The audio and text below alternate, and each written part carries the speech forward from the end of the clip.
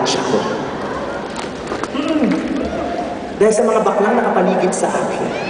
Nakakaloka. Sa inggit ko sa kanila, dahil ang saya-saya nila sa eskwelahan, yung mga bakla, naka-isang kilay lang, naka-isang guhit na kilay, nakapulang lipstick.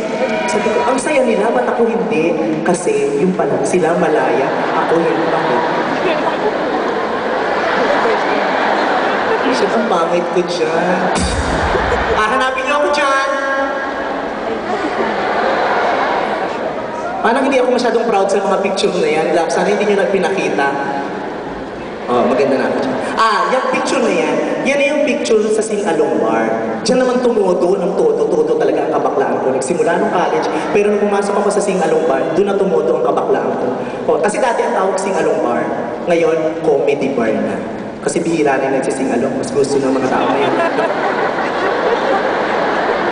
Kayo, hindi ko nakikita yun.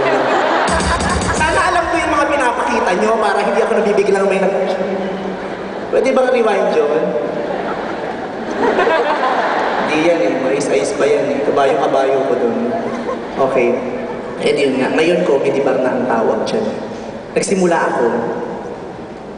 ako sa Raymond's Bar sa Mabini. Pero talagang nag-alaga sa akin yung may